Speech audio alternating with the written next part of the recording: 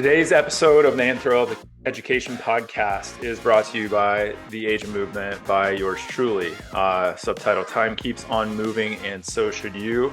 The Age of Movement it's a short read. It's aimed at Gen Pop, and it is a look at the health conundrum we're in and what aspect or role movement plays in that. The middle of the book is a guide of movement from utero all the way to death, broken into sections of what's expected, what's normal, and some tips on what you can do to improve your movement and overall health. And then the last portion is just my opinion on where we're going and what our relationship with movement needs to be to have better outcomes in the future. So again, The Age of Movement, available on Amazon, also available on Audible. Go check it out. The guest on today's edition of the Anthro Education Podcast is Austin Einhorn. He is an author and evolved coach. He is dedicated to making non-contact injuries extinct and evolving athlete movement and skill. In his work at Apiros in Santa Cruz, California, he shows athletes that can do things they didn't realize were possible. In his writing, he shows coaches how they can shape a healthier culture. In addition to his coaching and writing in Santa Cruz, Austin travels the world to evolve athletes, coaches, and consult with teams. Austin's a great guest. We get into a wide variety of topics. Just probably could have talked for hours, and we even mentioned that we may have a follow-up podcast. So without further ado, Austin Einhorn. Yeah, we met, when was that? 15? Must have, 14 or 15. Long time ago. I remember you showed up. What was the wearable motion capture company that you were working with, like Gecko or? I was working with Microgate. It was the company at the time, and it's called the Geico. Yeah. Not a big fan of it anymore, but back then. Evolving, which we'll talk about. Yeah. So we met at DNS Golf. Had you taken any other DNS prior to that? Or was that your first forte or foray? Oh no, I think I had already done a lot of them. I got into DNS in 2011, I think was my first touch. So by that time, I think I'd already done all the sport courses, a running course, and I don't know, so long ago. Yeah, it's been a while. Well, since that time, it looks like you've been up to it quite a bit. I really enjoy following you, at least on Instagram, and kind of seeing tidbits of a thought process. But that's what I wanted to jump into today is hopefully expose a lot of people that are in the circles I run into you if they haven't heard of you, and I would hope they have. But just kind of jumping right in, I'm going to read a quote from your upcoming book, then I'll let you talk about that a little bit of when it's coming out and everything. But I think this will give everybody a good idea of where you're coming from. So this is kind of the breakdown of the Evolve Coach, which is Austin's book that's coming out. It says, why do some athletes break at 15 while others seem to be invincible? What if athletes didn't get hurt anymore? What if sports training and practices were based on science rather than tradition? What if nothing changes? Through an evolutionary lens, Einhorn shows the majority of today's sports practices are based on tradition rather than utility, which we're going to dive into. He offers a new paradigm for coaches to make skillful athletes because massive opportunities are available to those who know where to look. So I'm going to let you take it from there. If you want to dive into, coaching or this book, but I'll kind of let you just run on that real quick. Sure. I suppose the driving force behind this is a really stubborn optimism that non-contact injuries can be prevented. And I think it has three main parts, which is the structure of my book, which is how people develop, so childhood, and certain biological and irreversible windows of opportunity that are either taken advantage of or wasted. Next is some sort of movement quality, meaning how people position their joints in training and sport. And then the third component is how that movement gets transferred into skills of accomplishing tasks, making a pass, defending a punch, scoring a goal, of whatever kind. And it's those three together that I think makes this mission possible. To give a little more depth on each one, so for example, some of the research that I came across when I started this project was some windows of opportunity for connective tissue, and the research basically said the Achilles tendons stop their major development by 17. But I was like, Mother Nature doesn't know what 17 is. Like Mhm. that's chronological age as an invention. So for me, it's approximately the end of puberty, where connective tissue, not just the Achilles tendon, but connective tissue on the whole, does not adapt nearly as much as it could once upon a time. So that might answer that first question. And that quote was like, why why do I know a few athletes that have torn stuff with a sneeze, versus others who like move terribly but are indestructible. Um, the next part of it, as far as movement quality goes, um, I was just frustrated with the modalities that I was going to see.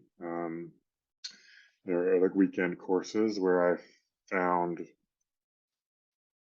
they fell short with a lot of athletes.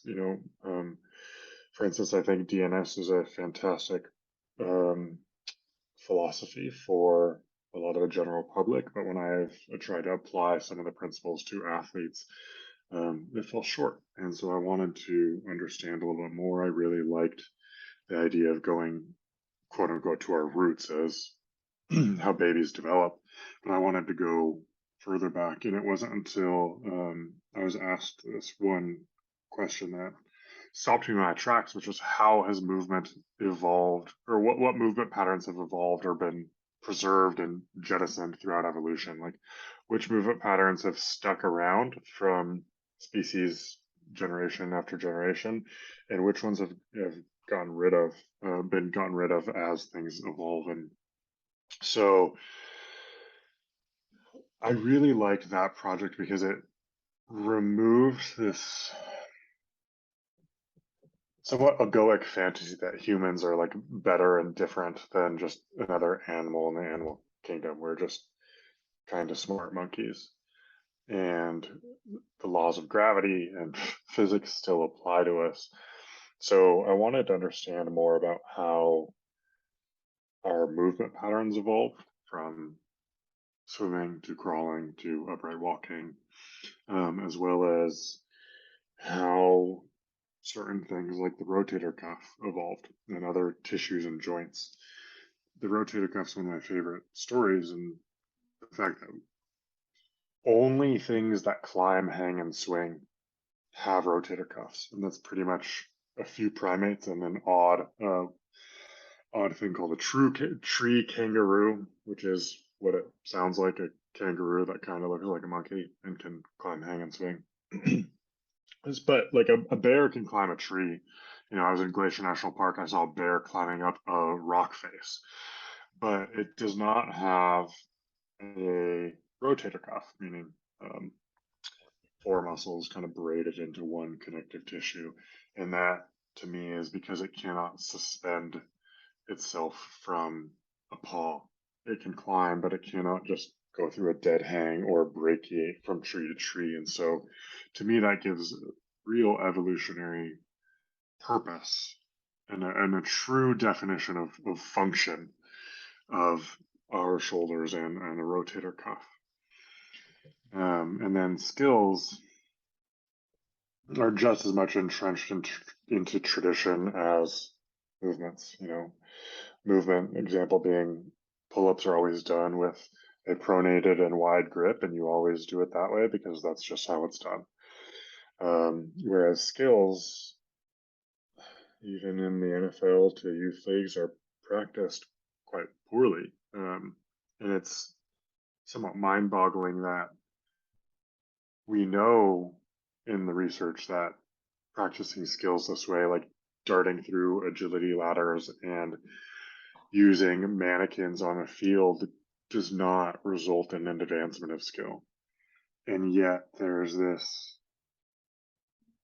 cognitive dissonance that if we just keep doing this same stuff, eventually people will get more skillful, and there's videos on Twitter and Instagram all the time of professional athletes dancing around a mannequin or like pushing an inanimate object, and it's called practice. And I think coaches don't realize that it doesn't improve athletes' skills, because athletes get better by competition. And so their skills may continue to improve, but it's not as a direct result from most of these practices. So that's the book. I will add one thing, that the skill research is incredibly, it's written in a foreign language. I mean, ultimately, we're talking about games, how to play games. And yet the words that people use are perception, action, affordances, constraints. These words that don't really mean anything to the general public. And so I've somewhat taken that research and translated it into normal English about how to play games good, instead of the dense language that I don't think makes sense or is much use for the general public. Well, I mean, there's a lot to cover right there. So you gave me a rich kind of field to pick from. So let's just kind of go back to some of the first things that you said, because I mean, the luxury of a podcast is we can dive in on whatever. So when we're talking about these timelines of adaptation, because this is going to go across, from youth athlete development to professional athletes, where do they come from, but also what can we do with the people in front of us at a younger age? Mm-hmm. When you're talking about these timelines of adaptation, dive a little deeper into the explanation of why these timelines create the opportunity for massive physiologic change that then gets basically timed out, and then what changes that we won't have the capacity, besides just cellular respiration declining as we age and things like that. Like, what is such Sorry, what was that? The respiration of climbing? What? so as we age, just cellular respiration, our Cellular. Yeah. processes are just going to change. But besides that, like, what is happening in, from the onset of puberty, which is wide variance of age right now, to that 17, 18-year-old mark that sets us up for a win from a multiple systems approach. Can you dive into that a little bit? Sure.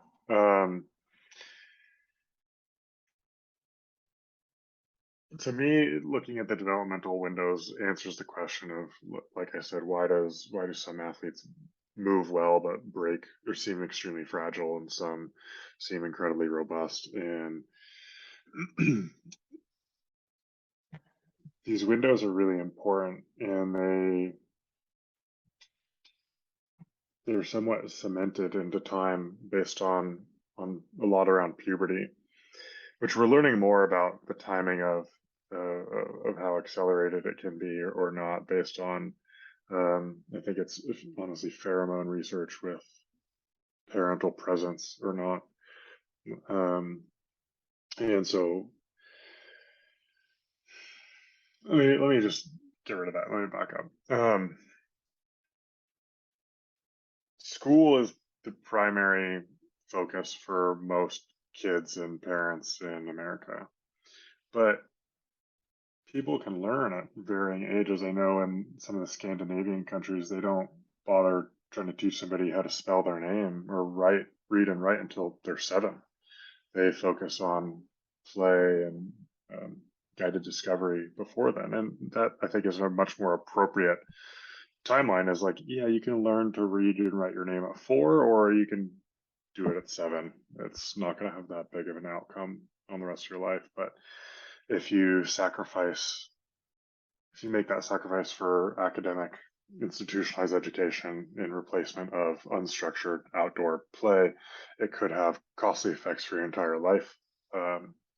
So for instance, I really like that it's becoming more known that osteoporosis is a disease that starts in childhood, that affects elderly people, because bone density typically stops at 20. And then it's just about maintenance from then on out. And so why I think from an evolutionary point of view, why I think this happens is to conserve energy. I think evolution would maybe say we're going to have a pretty good idea of what the rest of your life is going to look like, but if we get 2 decades of practice. And why would we give you a more robust Achilles tendon or bone or ACL if you don't need it? If 2 decades of life does not stimulate that adaptation, like, well, of course it's not going to be robust when you're 25 and decide to pursue, competitive spike ball or something. To me, these childhood windows are just about maximizing opportunity for kids and their parents. And if they can maximize more unstructured play, they're going to have an adult child later on who has a lower risk of injury, regardless of whether or not they move well or not. Childhood is one of the few times in life and in certain philosophies where I think more is actually better, where just more play, more unstructured play is better. They have so much energy, and usually the kid has a good idea of when they need a rest because they will complain or have a tantrum or just be tired, and then they just need to rest. It doesn't need to be forced upon. Does that answer your question a little more? Or does that dive deeper where you wanted to go? Yeah, so I kind of talk a little bit in my book about like the research out of the Canadian Sports Center of how they track growth spurts in youth, but then how we can maximize actually what we're working on through the stages. So yeah, we have this developmental period early in our life, like let's say up to 5 years old, right? And that's when movement patterns are largely solidified, both from a subconscious standpoint, but environmental constraint. But then as we go into early onset of puberty, this is when things like just generalized strength become important. But even before that window, this is something I find myself telling parents with young children, especially nowadays, because just the movement vocabulary and opportunity is low, is the ability to build mitochondrial density, which is one of the factors that leads to a more robust tendon, with specificity of where mitochondria are going to be densified. You'll never have that opportunity. So like before the age of 12, like you said, like this is one of those times that volume more is better because you're actually like creating physiologic responses that Yeah. you gave more later. You don't get the same response just because it's a different biological window. And then as we know, if we get into like peak height velocity, so we're right in that huge growth spurt, like we completely want to change what we're working on for a variety of reasons. So I think that's good for coaches to know for sure, parents, especially in the youth sports environment now.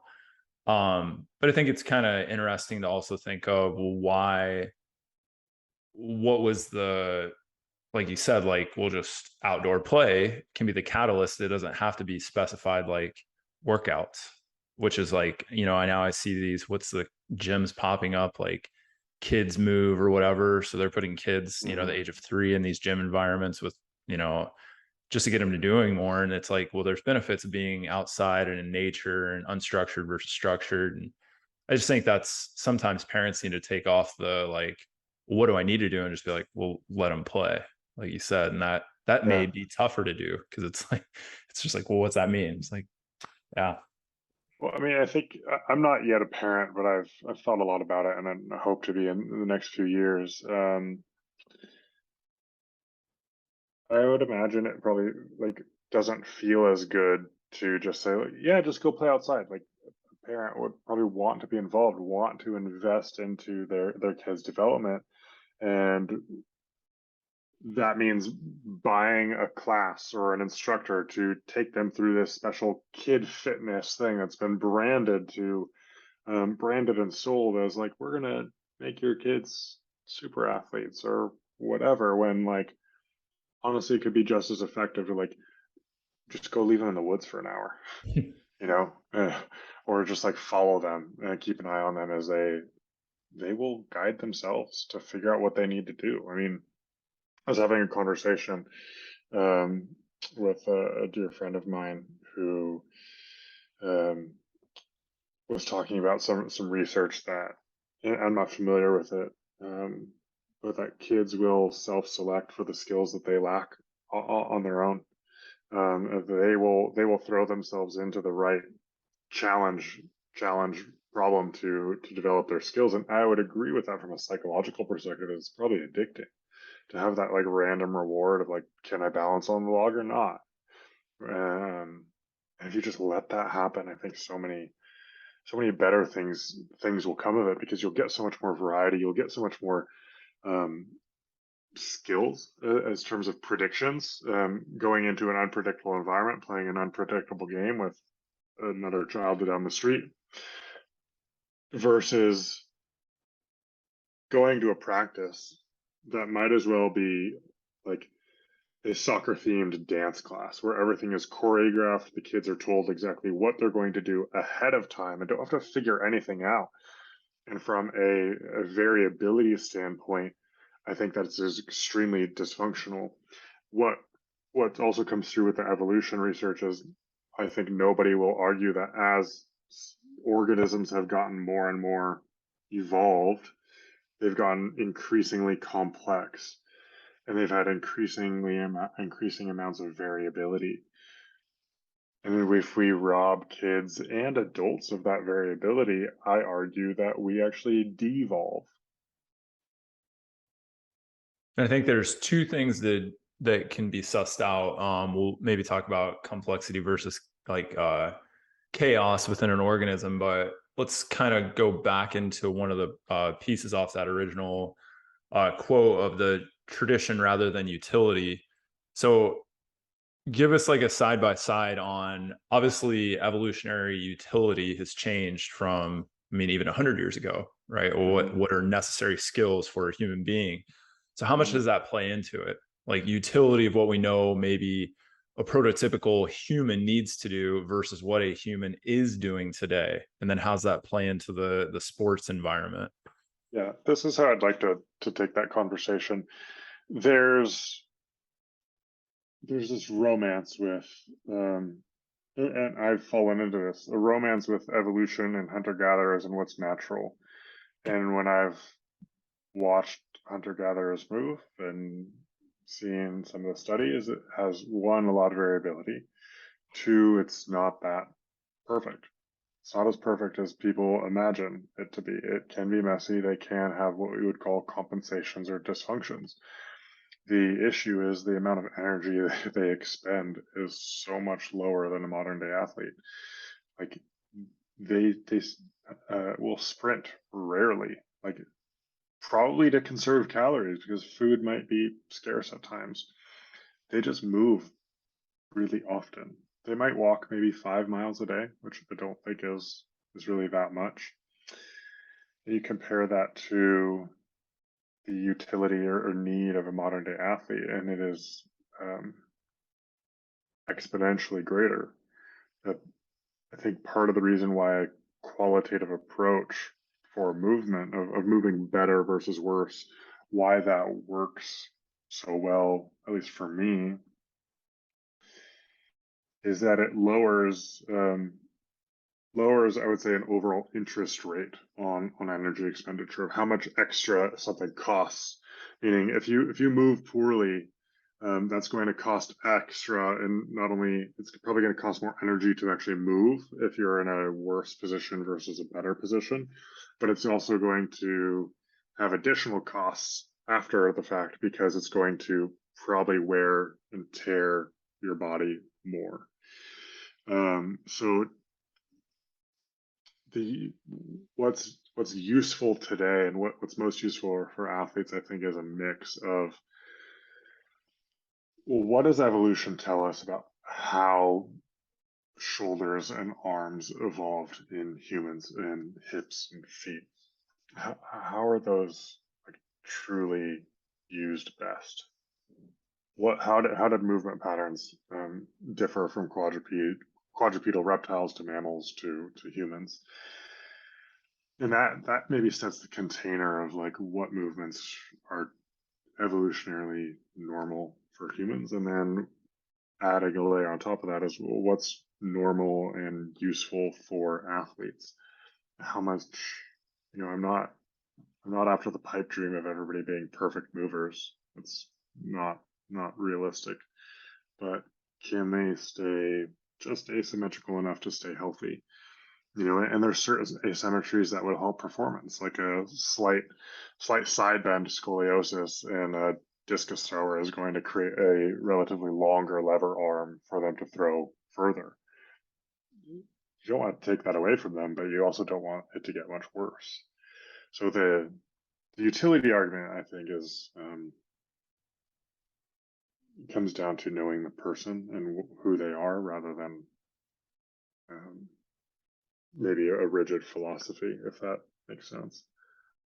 I think if you're going to define utility, I guess the real question to you then is, do you think that the appropriate lens to view whatever we're going to idealize movement against is kind of this hunter-gatherer Paleolithic mover? Do you think that's what we should be looking at?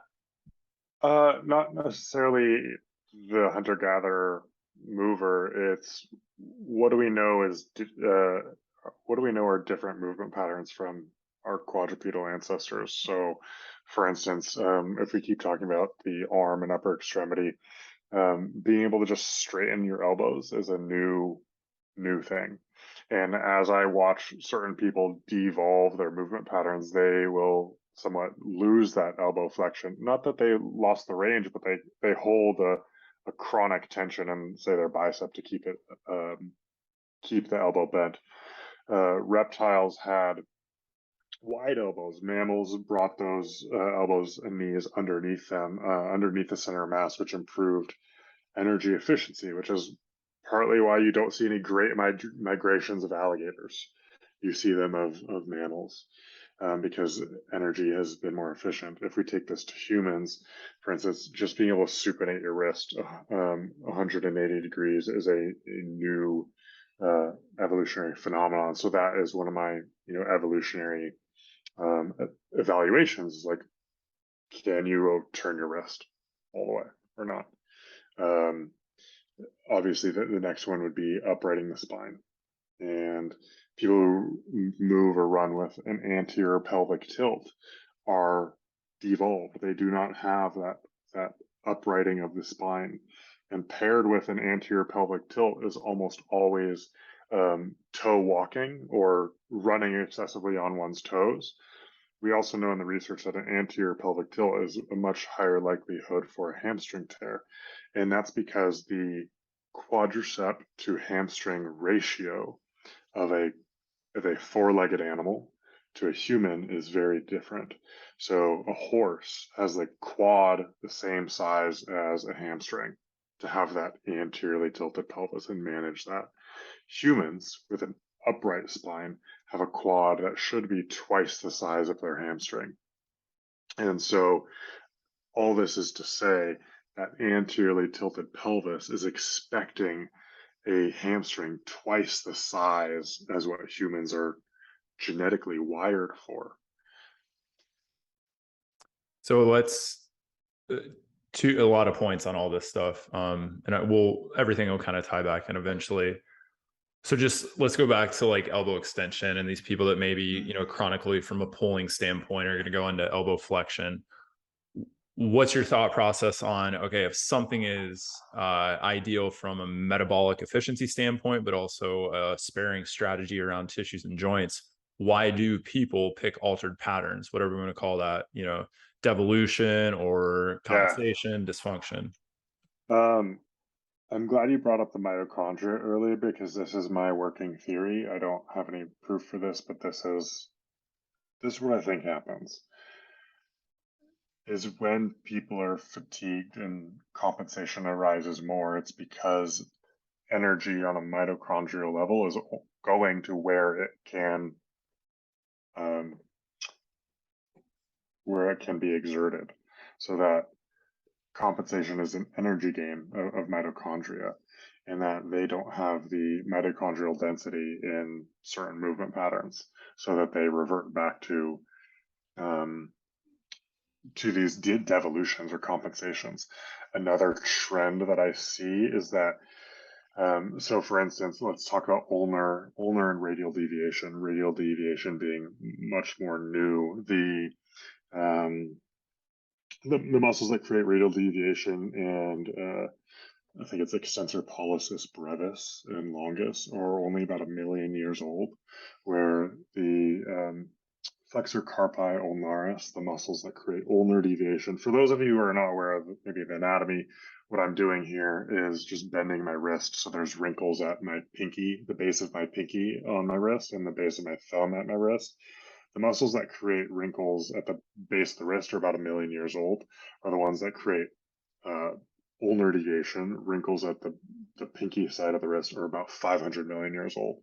So I think there's some sort of seniority happening here um, within how these muscles have evolved and emerged that creates these compensations, so creates these devolutions. And then is it one and the same, or are these two separate things, central fatigue versus local or peripheral fatigue? So if we're talking about this mitochondrial fatigue, that would be peripheral, right? We're talking out a muscle belly, musculotendinous junction, versus neuromuscular fatigue. So how do you think that's playing into it then? If somebody's going to pick an altered motor pattern, motor control becomes an issue at some standpoint. And I would agree that you could have, it's which one's the feedback loop? Is it the local, energy kind of relationship, or is it this central theme that could be protective, that could be learned, could be environmentally constrained? So what are your thoughts on that? I'm not sure. Yeah, I mean, it could be. In one book that I read, there's a sentence about like basically being a few central pattern generators that are really just small core programs that have been stored and retained into organisms as redundancies. And so it could just be like, well, the more evolved movement pattern is not available, so we are going to use this redundancy. Um, when I've seen elderly dogs move or injured quadrupeds, they revert back to what I would call an aquatic strategy, where they somewhat lose a triple flexion pattern. They walk with almost like a peg leg, and to just draw the through line here, why I define that as an aquatic pattern is um, a whale's fin, for instance, has the same anatomy as your arm and my arm. It has a radius, it has an ulna, has a humerus. There's just no elbow joint in the middle. It is locked, it is rigid, it is fixed. So there's one primary joint for propulsion, being the shoulder joint of the whale. And in the like injured dog example, that middle joint um, becomes rigid and more simple, less complex, as it kind of activates this redundant pattern to continue being able to move in some capacity. The problem is like an animal heals and then is reimmersed into tag at the dog park or whatever, and um, explores his available patterns and somewhat will restore that normal pattern back, and then he's fine. Where I don't see that as much with humans for a number of complex reasons. Could be beliefs, limiting beliefs, or the science of pain and how that can be maintained without damage is extremely fascinating. Or they're just very fearful that like, oh, they're going to get hurt again, so they just reduce complexity and maintain the avoidance pattern that they once had. Which I kind of think, I mean, that mirrors, some DNS principles, right? A primary versus a secondary pattern and reverting to primary. The best example or the most classic example is, cerebral palsy, primary pattern, right? Internal rotation, valgus collapse, kind of, pronatory pattern around the wrist, all these things, which mimics, right? We're going into this kind of primary thing. So then it kind of gets into, again, what has created, the ability for humans to thrive from an evolutionary standpoint was basically our ability to create a cortex that allows us to have reason and, pre and afterthought and things like that. So maybe, like you said, when we get into a human that's injured, it's those exact things that got us to this point that actually hinder us from a movement standpoint. We don't have the ability to just kind of go back to square one because we have different processing centers, conscious, subconscious, versus maybe it's, there's less of that noise, I guess, in other, I don't know if we're going to call it lower, just different species. So from that standpoint, I mean, we touched on a bunch of different stuff. So I think what we need to ask is, what out of all of this, like, do you have a few like tenets or principles that guide your coaching? Like, what are the things that you're just resting when you're working with an athlete or trying to explain to somebody what you do? Like, how do you go about that? I think that's kind of two questions: is what do I explain to people that I do, and what are my tenets when I coach? I'd say what I say how I coach is I coach movement and skills through an evolutionary lens to prevent non-contact injury and enhance performance. My first principles when I'm coaching are multifaceted. I heavily invest into relationships, and that is influenced a lot by the psychological research that there's some facts out there that, like, they say that 70% of any positive outcome from psychotherapy relationship between patient and doctor has to do with the rapport. So the rapport is 70% more likely to have a positive outcome than any sort of modality. And so that to me is extremely important. And I want to get, it's why I pretty much only work on a one-on-one basis, is I really want to get to know the person, get to know the athlete, who they are, how their psychology may affect their movement or their pain.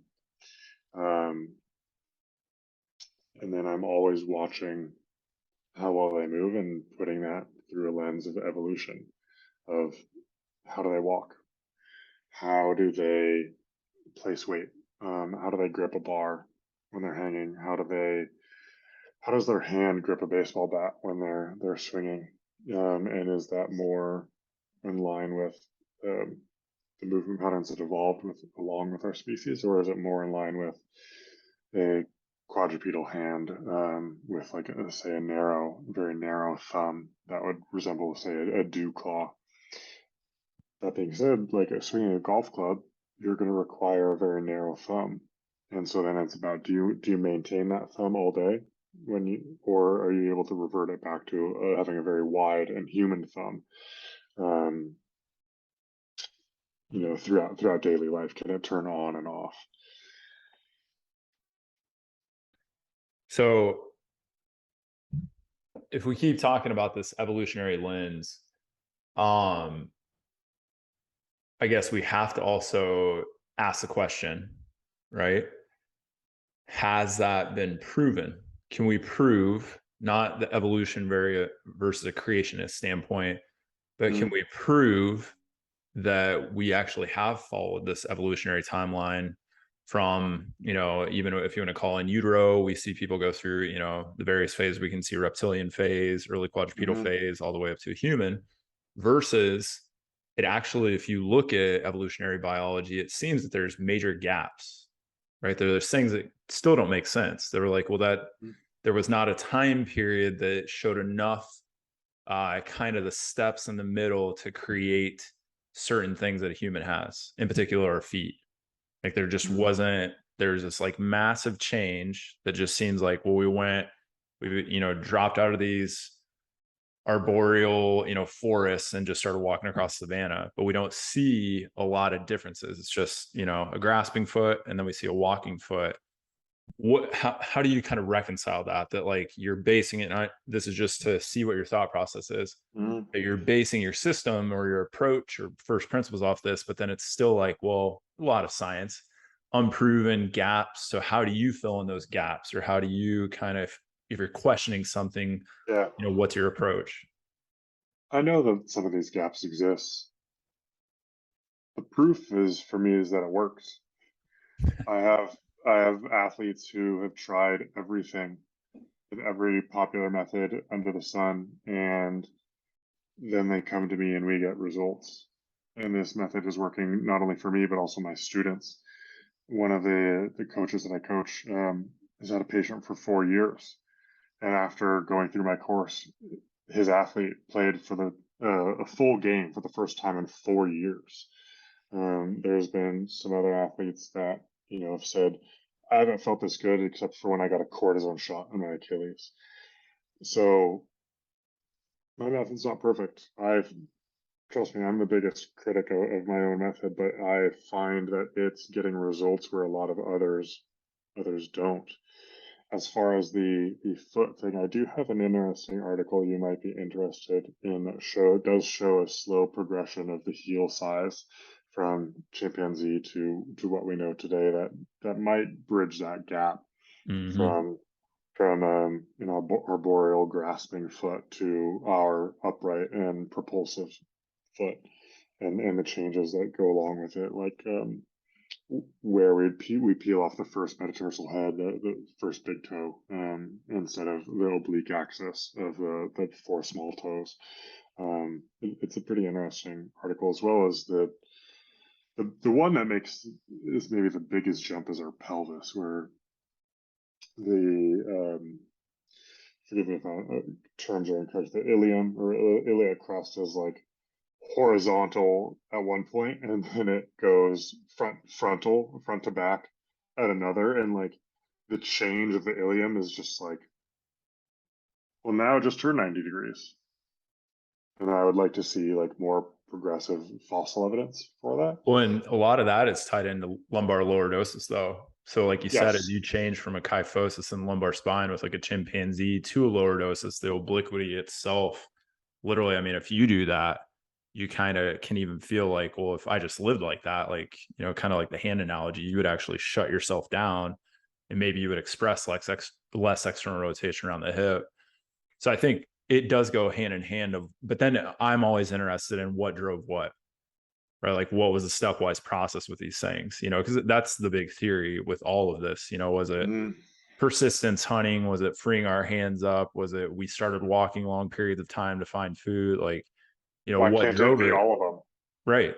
Because that kind of still leads us down the thought process. Well, if this happened because of this, we can use that as fuel for our own fire with, Mm. athletes or educational purposes. Yeah. I mean, in evolution, there's a term called convergence. Flight, for instance, has evolved 4 different times, 4 separate ways. It's just been Mm-hmm. that advantageous of a movement pattern. And I think we could argue that the different species of humans, is that convergence, that maybe different humans uprighted their spines in different ways, and maybe it stuck around or became so advantageous for us because it it was advantageous in all these different mechanisms. It wasn't just one, but it was persistence hunting. It was more economical gait. It was X, Y, and Z. It freed up our hands for tool manipulation. Um, where my mind goes with that is like, well, if it's been so advantageous, why aren't there more of us? Why aren't there more upright spine species? Yeah, it's a really Maybe good that's question. because humans would kill them all off or something. But Yeah, the Neanderthal hypothesis. Yeah. Well, talking about building a robust athlete, and you've mentioned complexity a few times. A complex system from an organism standpoint is basically defined as something that's robust or redundant, right? There's mm-hmm. systems upon which you can, fall back on, right? You can limp around if you hurt an ankle. If you Mm-hmm. lose a liver, you can regrow it. So it's versus a chaotic system. If one thing fails, everything fails. Mm-hmm. How do you, looking at this lens of maybe there is more idealized, and this is two different conversations I get, idealized movement versus non-idealized. So what Mm-hmm. your approach is to the people that are, just loaded up, doesn't matter, we're going to expose them to risky scenarios, versus do you have a different view or approach for building robustness or variability of movement still within this framework of, well, this is kind of ideal. Yeah. My philosophy is we're going to learn the rules and then we're going to break the rules. Let's move in better patterns and then let's go toward worse patterns. Let's get you your lumbar lordosis back.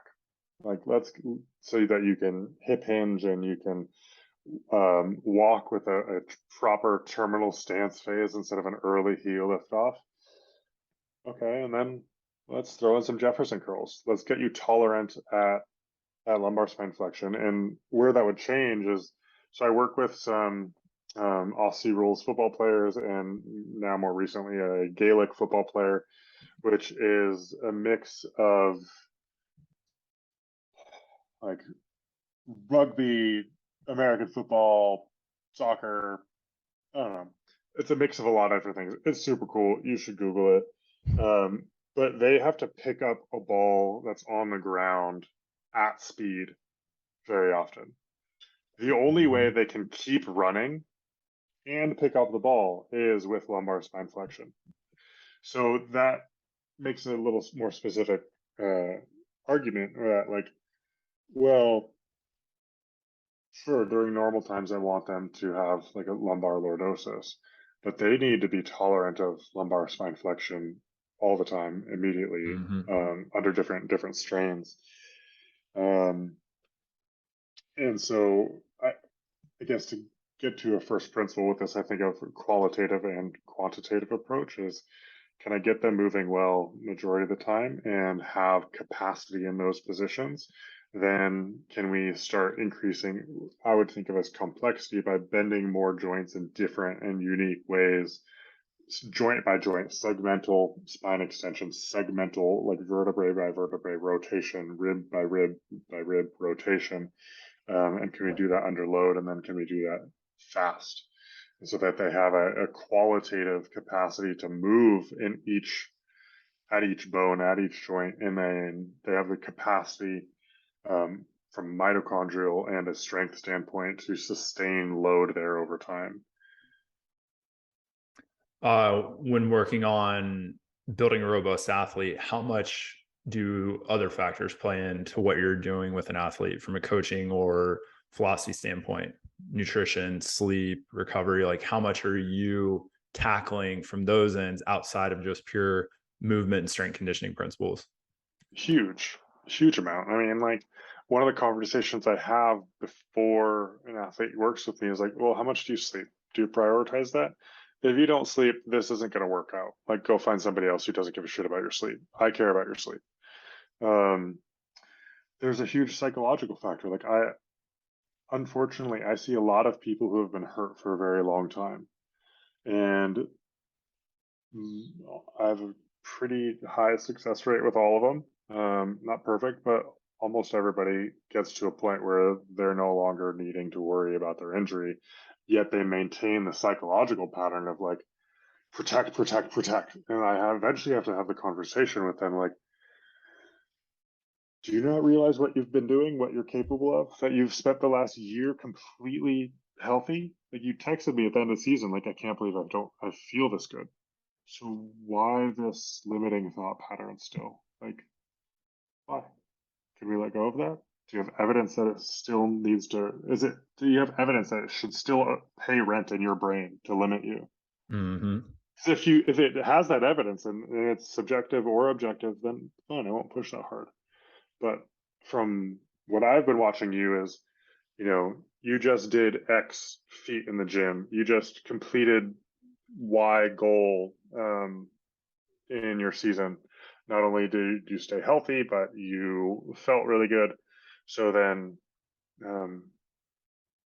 why are you keeping this limiting belief? So I try to have that more relationship aspect as well. I don't know, I just try to be really aware of how they move, how they speak, how they behave, facial expressions, and what those facial expressions mean to them. Not that there's a rubric for what each one means, but just get to know them and understand the tenor in their voice and how they say hello. There's been a few times where an athlete comes in, they say hello a little bit differently, and instead of going into my plan, I'm like, do you need to talk about anything today? Like, I'll lend you an ear. Do you so I had an interesting conversation with one of the golfers I work with when you're talking about this, like holding on to a protective mechanism, even though the evidence that you're seeing and that you would think that they're showing themselves is more than apparent that they're overcoming something or have. uh that I got a call from this golfer I'd been working with, and we had worked on a ton of stuff. Movement was completely different, the golf swing was completely different. We're in this transitional phase of now you have to adapt your game to this new swing, right? This completely different at a pro level, which there's a big conversation of, different skills that need to be acquired at that point. But he kept coming back to, well, now what do I need to work on from like a rehab standpoint? And I was like, nothing. Like you got to go golf. Like you got to plug Mhm. this in and then like see where you run into barriers and what you can't do and repeatable patterns from ball flight and all these things. And he goes, what? He goes, well, because in his eyes in the professional golf world, all these golfers are kind of, honestly, we're sticking them in rehab purgatory, which we know is horrible for a standard patient. But I think we're Mhm. taking athletes and just being like, no, rehab is a one-to-one transferable thing into your sport. So that's what I Mhm. want your opinion on. Do you think that there is a delineation between what you're doing and specific skills for sport, and then how much are you going to be able to change specifically with what you're doing without them going back and throwing a football, hitting a golf ball, where you'd be like, man, I do expect this to be a game changer. I know that's very individualized, but I had never heard an athlete voice that until him. And I was like, well, yeah, that is kind of true. If you watch Instagram, I could see where you could even pick that up.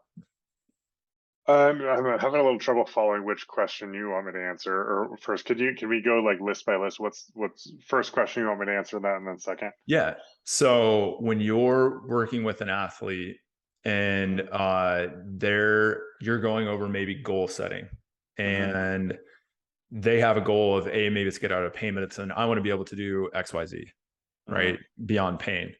Mhm. Do you have a conversation with them of, hey, there's only so much that can be changed with your sport from what we're doing? Or do you think that there is a lot of change that can occur with sport specific skills with what you're doing? I think I follow you. It depends on, I guess, their injury and their goals within their sport. I work with a lot of volleyball players. A lot of them come to me with shoulder injuries, and I would say either you're going to have to get extremely strong in some bad positions, or we need to change how you swing, and we need to get you stronger um, in better positions. But to me, it's like I don't want to underestimate their ability to learn. And I think it would be advantageous from a skill perspective to have those mistakes and trying something new. And so if their arm swing is such a cause for concern, I do usually recommend that we change it. And I just say, be patient. It's not going to show up immediately under pressure within the first few months. It might take a year, but I think we can make you robust enough in the gym to handle these changes over time. That it can be imperfect, um, but I also believe that the better swing is a faster swing.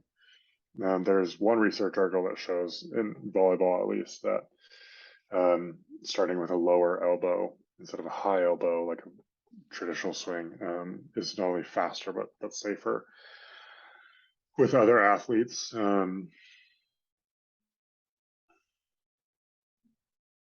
I think improving someone's skills and their movement is how we evolve sport at a professional level. And I'm not seeing very many people who are just okay with being good enough. They want to continue to excel. And so it's a conversation that is you oftentimes easily had of like, oh, if I do this, it'll make me better. Okay. Like, what do I do and when? What's the long term versus short term? And I know, again, very individual, but trying to just like dig in your mindset. So say somebody comes to you with an injury, you kind of Mm-hmm. get over the injury. Mm-hmm. The way that you got over the injury was, let's say, changing a major movement, like, a swing. Mhm. Okay, well, what's the long-term play? Because if you've made the swing change, right, these movement changes, I get that people always may have a tendency to revert to old patterns Mhm. or pull that old book. But like, what's that? How do you talk to them about, well, this isn't, we're just going to be doing the same drills forever. Like, what's that in your mind's frame? Like, how are you explaining it, or how are you working through long-term training with somebody that had a major movement change? Yeah.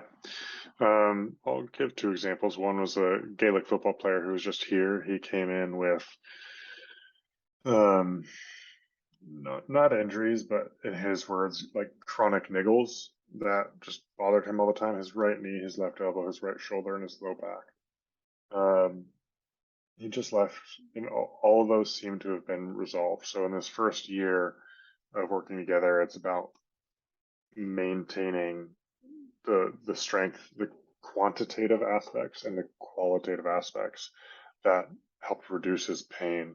So his knee, you could say, is a quantitative problem of tendon density, and that's going to be solved by really intense isometrics 2 or 3 times a week for the next year. Some of his low back stuff had to do with not only a positional change with his lifts in the gym and then creating maybe a better cylinder around his core and less lumbar lordosis, but also his running technique. As I mentioned earlier, an anterior pelvic tilt is typically associated with a more of a toe strike, an early heel lift off. So um, this first year is just about, let's change how you run so that you're less toe heavy and you have a more neutral pelvis. Fast forward, we just get to the next layer of the onion. I've been working with a guy named Wes Schweitzer, offensive lineman in the NFL for 6 years, and he moves phenomenally. He feels great. He's extremely confident in his body, but there's still kind of layers of the onion that we find or are created just from playing in professional sport. That like we might get him to a really good spot, and then just he gets hit, or more likely he creates some compensation because he's being, not West, but just professional athletes in general, they are being overtrained by their staff oftentimes, and that creates a new problem. And so um, the problems become less severe over time and less risky over time, but there's still oftentimes something to work on. I think that's a really good point. I like that kind of point of view, that you're not necessarily, I mean, you are mitigating risk. Obviously, we know all the classic, building robustness and variability. And do you see yourself coming back? Like, let's take, NFL guy you've worked with for 6 years. Do you see yourself coming back to the same things with an athlete though? Like, do you find recurring patterns with people? They came in with this thing and it's like, we're always reverting, or do you feel like it is a progression? Like you're kind of getting away from primary things to like, hey, now we're in the nuance and detail and this is where we play, or you always are cycling back based on sport or seasonality or whatever it is? I've only had to recycle back to things if they don't do their homework. Hmm. All right. It changes. And it's evident. And I say, like, well, you haven't been doing your X exercise. And he's like, yeah, I know. It's just really hard. And like, didn't buy the pull-up bar. And then I might have the conversation of like, well, is this relationship still useful for both of us? Like, why are you here? Everyone else who does it, they usually, I work in athletes in just in their off season, they go off with their Mhm. teams and they do what they need to do on their own, and then they come back and things have changed most of the time. Um, if it doesn't change and they said they were doing their homework, they were doing the program that I gave them, then that's on me. And then I'm like, Mhm. I missed something. All right, what are we going to do? What are we going to do differently this off season? Yeah. Um, because it should change. Like this I think is I guess maybe one of the core first principles and tenets of my coaching practice is, if you're putting effort towards an adaptation, you need to see the adaptation. Whether it's a movement change, a capacity change, or a skill change, it should show up. Hmm.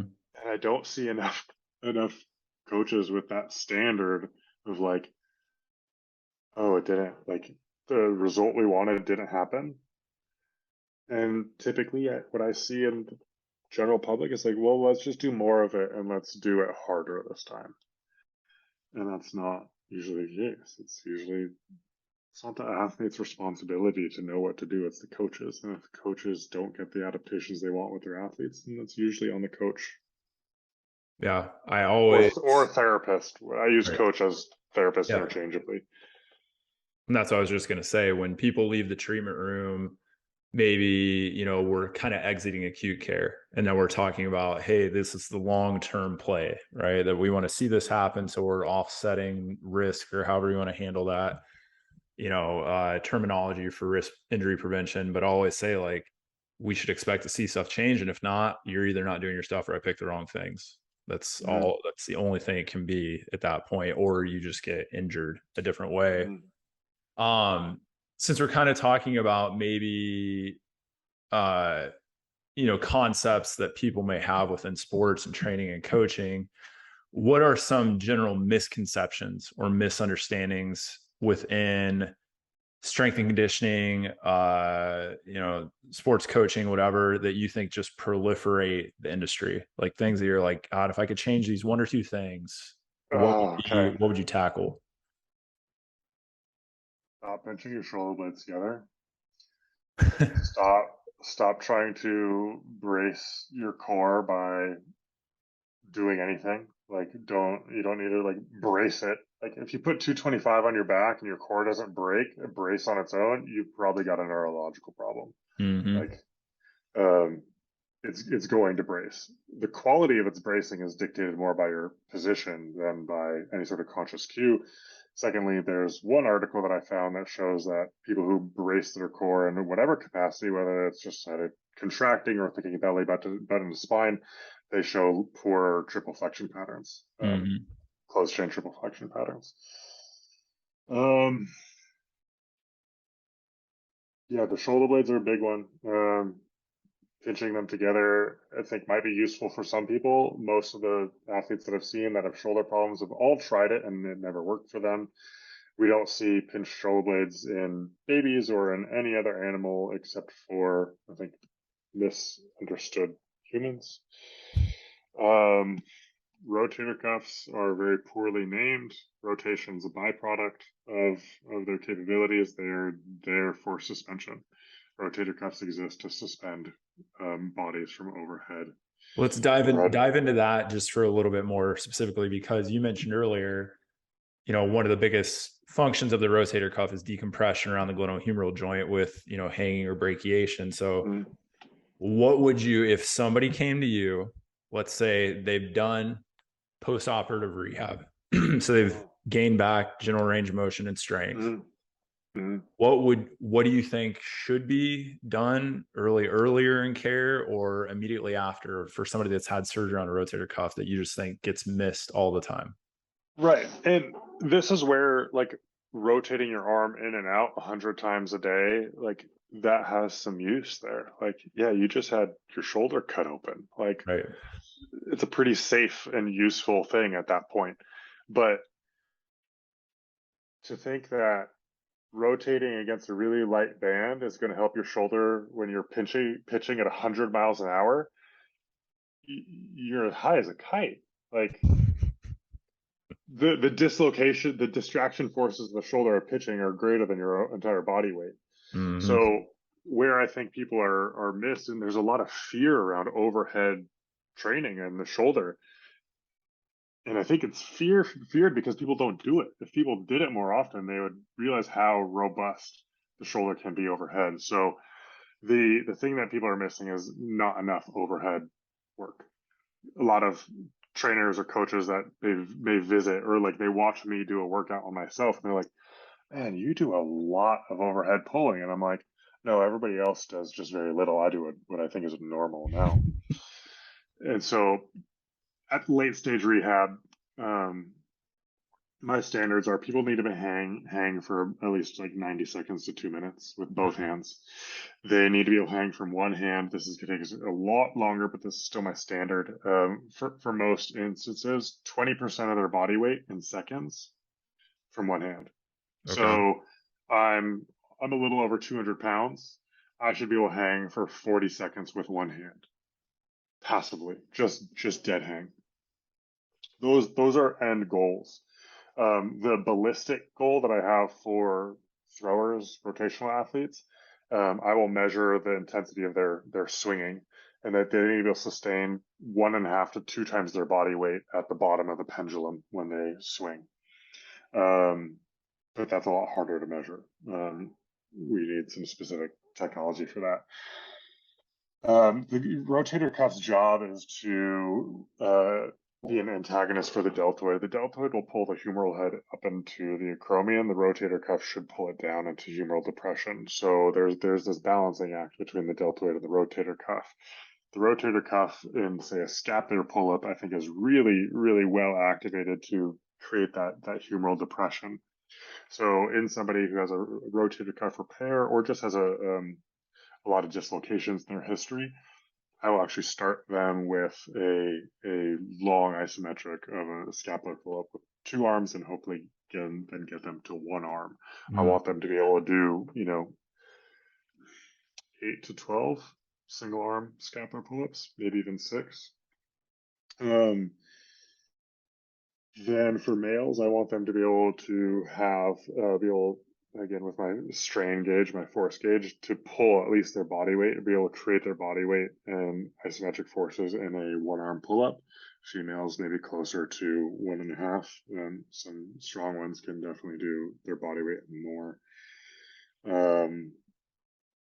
And then swinging, like being able to have ballistic forces through the shoulder, through swinging, or even some sort of like plyometric type of fast activity through the shoulder, through the rotator cuff. One of the things that I'm playing around with myself is bouncing in a scapular pull-up and creating what I would call like a similar type of bounce if you were to do a fast calf raise on the Achilles, Mm. similar kind of bounce on the rotator cuff. This is super late stage stuff, but I like that integrity against ballistic forces. The end result being like I can pick up any ball and throw close to 100% at any time, and my shoulder feels amazing. Well, that was my follow-up question there. How much does it change, or what is the transferability from like a closed chain or connected movement to, throwing an implement or moving an implement around rather than you being connected to a bar or ring? Yeah, that's a good question.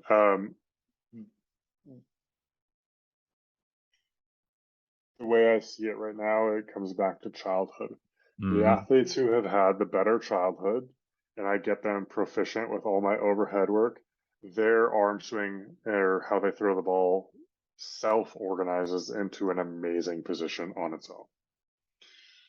The athletes who have had the more structured and limited childhoods, they need to be spoon fed a little bit more. They have so much more.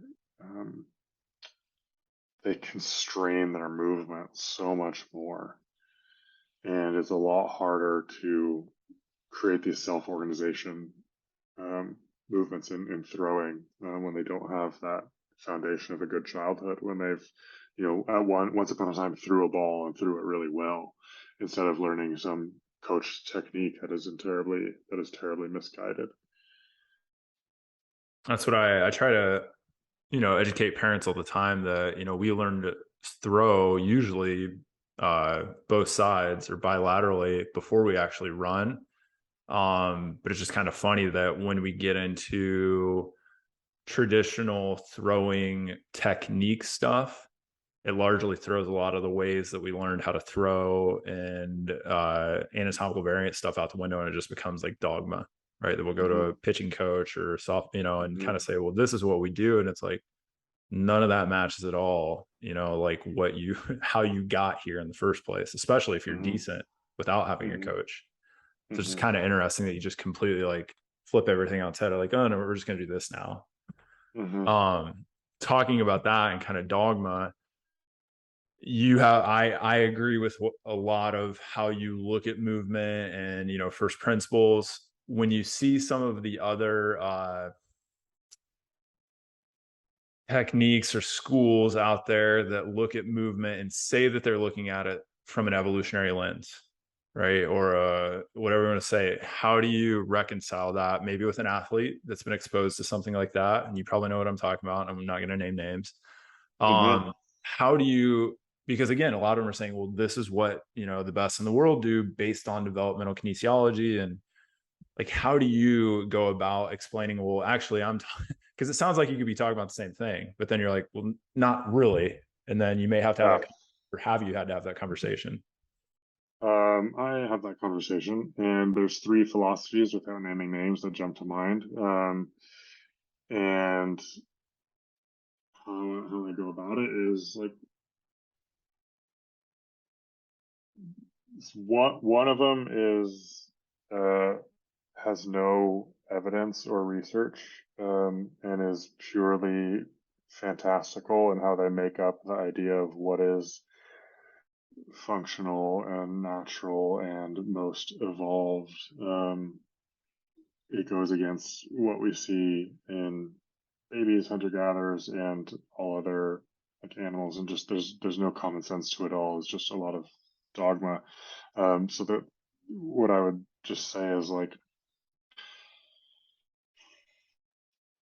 I don't know, the conversation I end up having is like, well, try mine. If you don't feel better, go find somebody else. It goes And back to everybody, results.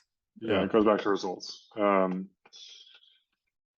Some other developmental kinesiology stuff I just find to be incredibly rigid and limiting from a psychological perspective, where there's some philosophies that are just saying like, until you do this like simple, very simple developmental kinesiology pattern, you're not allowed to deadlift, otherwise your spine's going to implode and the world's going to end. And when I don't have kids, but I've watched a lot of kids move, and it is not that. It is, um, as kids develop from, zero to puberty or whatnot, there is so much more variability than the really structured technique. I think it preys on a lot of mental vulnerabilities and tendencies that humans have of like logical sequences of like, oh yes, okay, I will be safe if I follow this idea of A before B before C before D. And like, well, just jump to D, jump to Q. Who cares? Let's see what happens. Mm-hmm. Just like, are you in danger right now? Or do you know that you're in danger? Do you trust me to keep you safe? Like, let's try it. Just baby steps. And look, you moving in this weird, untraditional way, one, your back is fine. Two, you actually said you felt really good. So what do you want to do about that dogma? Um, Others, I think, create a romance with idealized movement or natural movement. Like, oh, it needs to be this like gorilla flow lion sequence that is like so like fluid and like moving on your toes and your fingers means like you're like a gorilla. And I think that from a variability standpoint and from like a generic fitness standpoint, cool, you're crawling on all fours in different ways. But it lacks some specificity if you start just looking at like, where are bones positioned, what joints are supposed to move in humans versus quadrupeds. Then I think it all falls apart. And I hope I gave you enough detail there without naming names. And I really don't want to poo-poo too many philosophies, because I Right. know it does work for some people. But again, my mission is to make non-contact injuries extinct and evolve performance. And these philosophies I find limiting in that goal. And that's the only reason I bring it up uh, is empowering as education can be, miseducation can be damning, right? So I think sometimes, like you said, you can have results with literally anything. I mean, you just said the rapport maybe 70% of outcome derivation, and that gets, to me, honestly, it gets to be frustrating, because you're like, well, am I actually good at what I'm doing, or am I just good at establishing rapport, and then the rest is Mm-hmm. Now, you mentioned earlier when you have other coaches you've taught and then they get results, that's where you kind of start saying, well, I'm removed from that system. Maybe you're just training people to have good rapport. I don't know, but yeah, we don't want to downplay anybody or systems, but all we want to say is, well, for me, it has to make sense from bare bones science, right? We can't just come up with something, and then if we threw it back against biomechanics, physiology, physics, anatomy, you'd be like, well, wait a minute, it doesn't hold water. But that's not an athlete's job. That's our job as therapist, coach, whatever. So that's where I always kind of tell athletes, like results matter, but then what are results? What was our goals? Where do we come from? Because just being out of pain and getting through the next season isn't necessarily like the result we may be looking for. Like you said, if you're working with somebody for the long term, like this is a continuum, not just keep going until you retire and we'll worry about your injuries later. Right. Well, one thing I want to add or piggyback off of the just previous comment, like people will get a lot of positive results if they do nothing and then they just do anything. Like pick any philosophy that you find on internet or Instagram, Twitter. If you go from doing nothing to doing something, you're probably going to get better. And that'll probably generate a success story for whatever company you give your money toward. But typically athletes have already tried something, and that's where results need to happen. Yeah, if you just take the United States. If you take a largely unhealthy population and throw anything at them, they're like sponges of adaptation.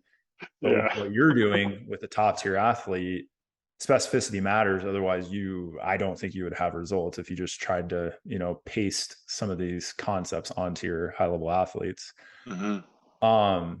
So that being said, talking about maybe dogma within the industry, what's something that or a few things that you held true for a long time that you've completely flipped on or changed your mind completely that you used to preach or practice or do?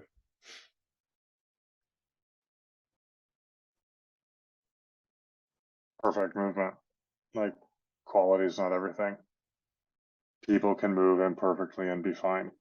There's a big argument for capacity, and that capacity can dictate quality. I used to, think that like if they didn't move perfectly, then the world's gonna end. And that was kind of what I was sold, is like, if they don't move this way, then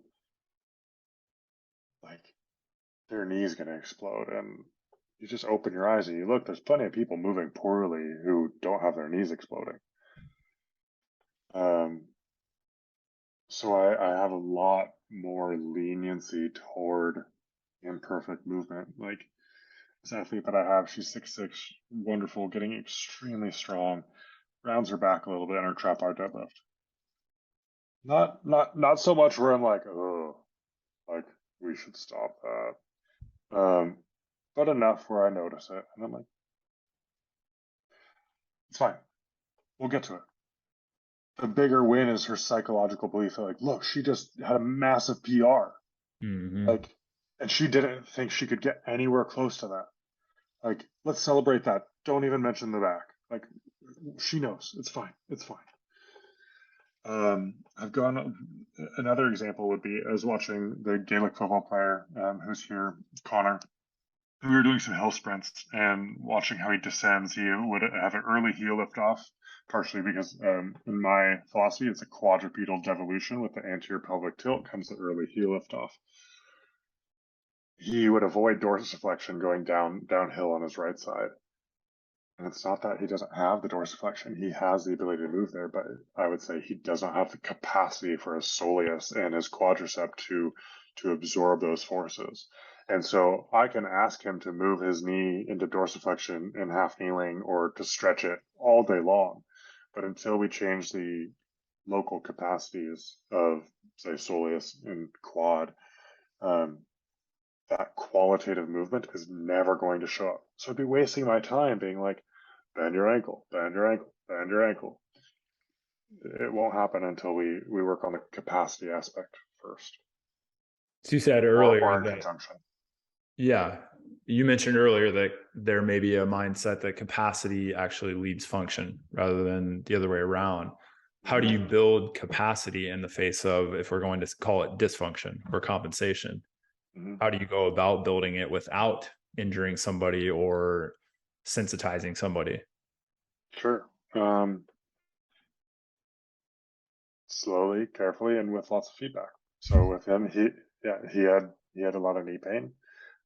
We tried a bunch of different things. I gave him more knee pain. I will admit I made mistakes, but it's that willingness to make mistakes which let me find the thing that worked. Mm-hmm. Um, and I tried a bunch of qualitative things. I tried improving his tibial external rotation. I tried improving his foot position. I thought it was a qualitative problem. It was a capacity problem. I had him do an isometric at like 90% of his 1 rep max. And he's like, man, my knee feels really good. And then all of a sudden he started moving better. And it was just that I put him in the position where I'm like, you get to control how hard you floor the car here. If you don't feel safe or if your knee bothers you, don't do it. If it feels good, up the intensity.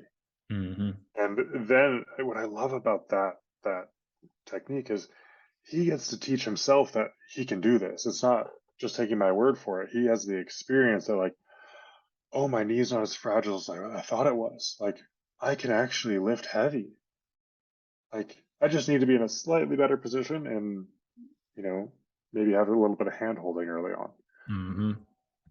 I think the takeaway there for coaches or docs that are listening though too is, yeah, you just say, well, slowly, carefully, but you also didn't just have the mindset of, well, this axiom of, well, we're just going to load them up, we're going to capacitize them. You Mm-hmm. ruled out or worked on even qualitative measures, right? Also Mm-hmm. saw if even qualitative things would change capacity. But then it came down to, via whatever we're going to call it, diagnostic process, process elimination, like, oh, this is it. Because I think far too often, in my opinion, we just approach it with our own bias, and it's, Mm-hmm. let's load everything up or everything's quality. And then we don't have the ability to like combine the two or play in the other sandbox as needed. And that's kind of where we get ourselves into trouble with patients and athletes. Totally. One of the other things that I've been evolving within my own practice and changed my mind on, it started with a conversation with Claire Frank. We had coffee in LA in 2015, 2016, 2016. And she said something that stuck in my mind. I think I asked her a similar question, and she was like, I'm not afraid to hurt people anymore. And the more I understand the science of pain, the more I'm willing to do that as well.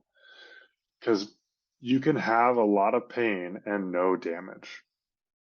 You have a ton of damage and no pain. So for me, where my philosophy is I'm willing to expose people to pain. I don't want to create damage, but I'm okay with some pain because that gives us information. It gives me results. It gives me negative results of like, that didn't work. Okay, so what else can we do to help remove their pain? And so I think that's where I'm at now, where I'll have that discussion with people. I'll try to teach them a little bit about pain beforehand and say, you have a ton of damage. I'll say exactly what I just said, and then it might hurt, and just let me know. But I don't want to ask. I don't want to make you more sensitive to your pain than you already are. So you just let me know, and we're gonna keep trying stuff until something works. So I guess I have a little bit more confidence and bravery in the people that I see, and that like, oh, we can sustain a little bit of pain. It's okay. I was just going to say that does take a lot of competence and confidence. If you're a newer doc or coach, especially let's say an NFL athlete comes in off season, what do we always get chirped at from strength conditioning? Your first job is to not hurt the athlete. So Mm-hmm. you could see how a new coach or doc would just be like, dear God, if pain shows up, the red lights are coming on. But I agree with you that pain is it's an indicator, right? Usually then an all hands on deck, put on the brakes type deal. And you just have to realize what that indicator is telling you, right? It doesn't Mm-hmm. mean stop, it doesn't mean go. It just, what's it mean? That's varied. Right. So again, for me, it's no damage, but Yeah. pain. Okay. And like you said, like I would not be able to have that as part of my coaching practice if did not have, more than a decade of experience at this point. Mhm. Um, I don't know if I could give that to any of my students. I might say that to them, but it might take a while for them to Yeah. truly believe it. And you know, pain is such a fascinating thing. And like, do you have kids? Hmm. Like, you've probably, and I've seen this with other of my athletes' kids where they fall and they don't know what to do, and they like have this moment where they look around and like, what should I feel right now? Oh yeah. And I think that process doesn't stop. And so, like, you're going to make the pain so much worse as a practitioner if you freak out, if your client has some pain because you gave them something that hurt, versus like, oh, you had pain? Okay, that's informative. Right. We're not going to do that anymore. Or if we are, we're going to try this different way of doing it because I believe in this. Um, and just being willing to try and make mistakes with them, I think, is so much more useful to go along with them in that process, to fail with them, because it's oftentimes they need to experience that pain to learn what doesn't work. And Hmm. I think if we avoid it so rigidly, you create you don't create a very detailed map of what's useful versus not useful.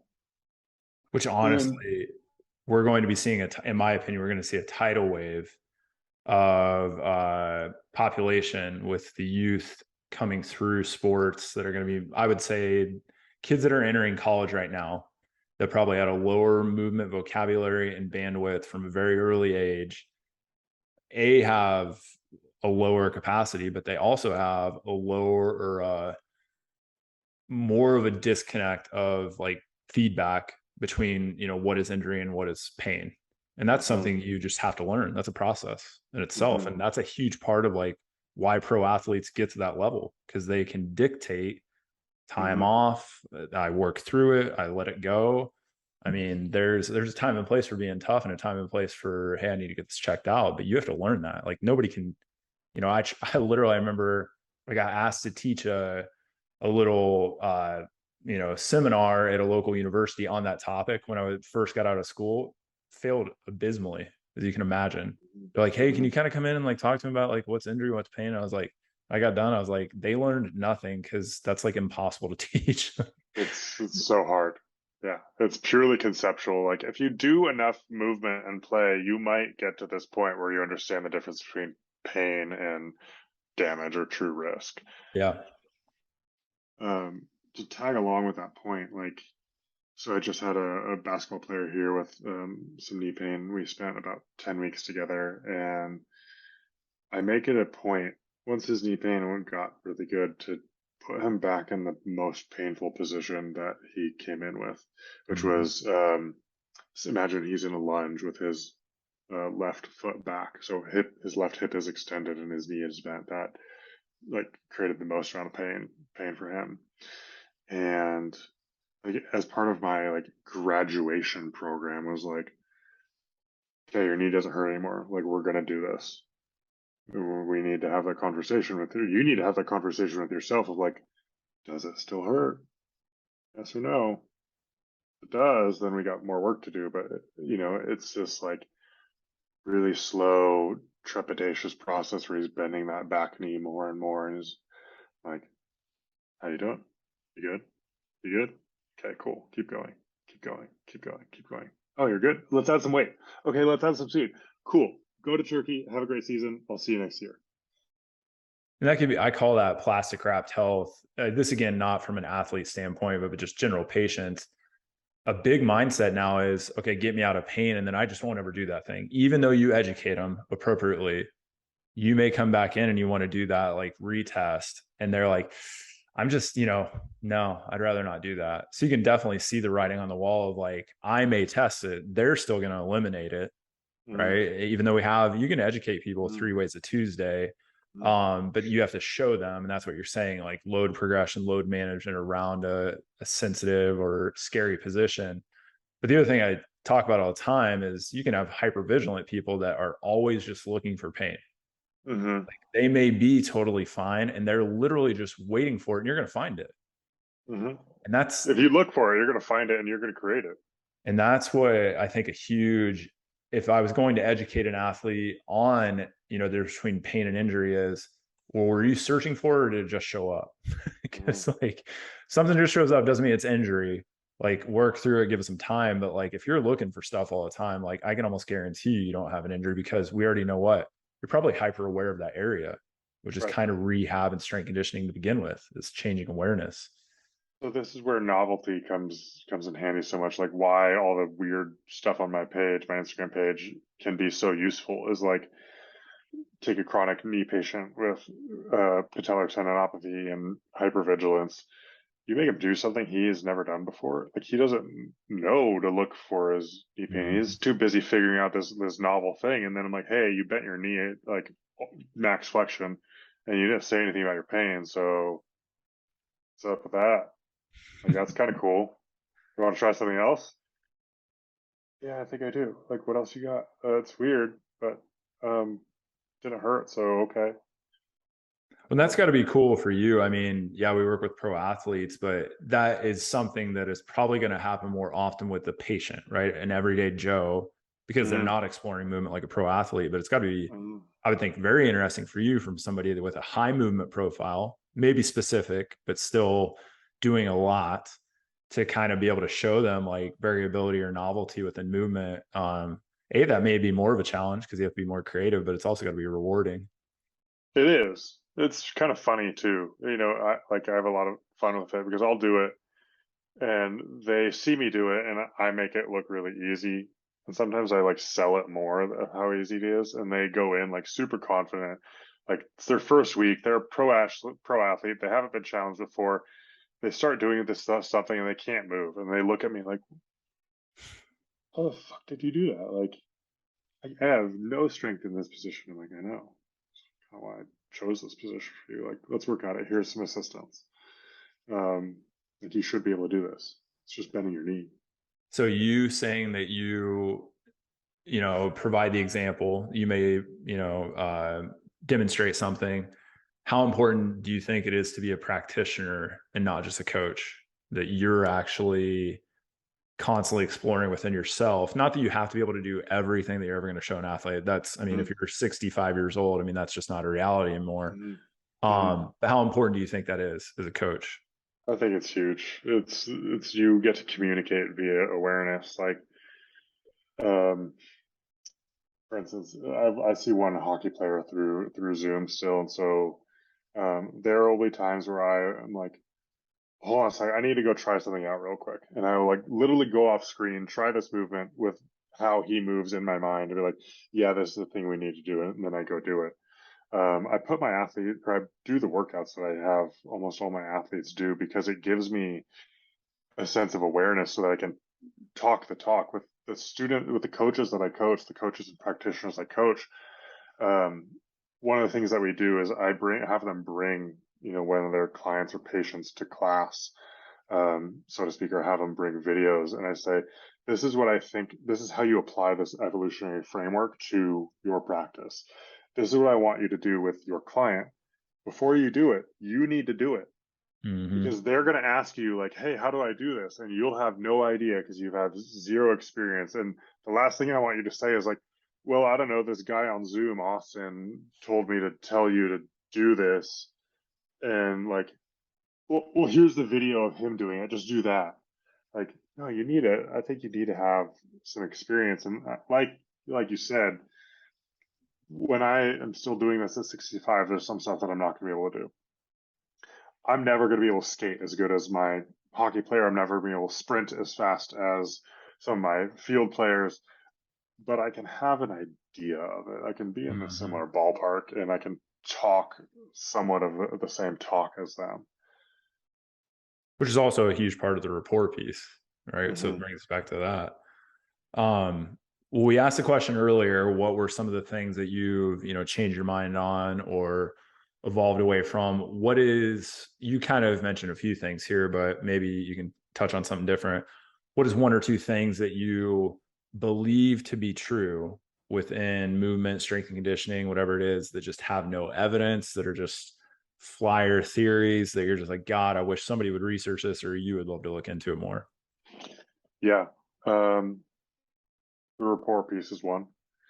Is does any periodization program or like therapy program matter if the rapport isn't there? Mm-hmm. I have a friend who has a PhD in motor learning who's in pro sports. He got employed for his PhD, and he said 10% of what I do has to do with my PhD. 90% is the relationship piece. Mm-hmm. I'd love some research on that.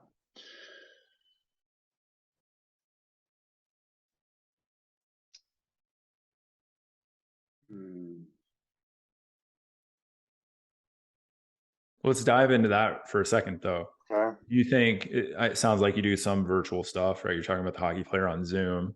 Mhm. Um, Again, rapport can be established there. Do you have you in the past, or do you currently do any, maybe even though you have check-ins or something, coaching where you're not there with them? So say you work with somebody and then you hand them things. Have you ever seen where it's not as effective? They're doing the exact same stuff that you were doing in the gym, but they're not doing it Mm. with you, and then it is less effective. Yeah. So I've thought a lot about this, where it's like I could just, for a lot of the people that I see, I could have a pre-made like recipe of just saying like, here's this shoulder program. Now let's move on to the next thing. I believe that would not be as effective as me walking them through that and doing it with them and giving them specific attention to detail. That being said, there is a market for that little booklet. Mhm.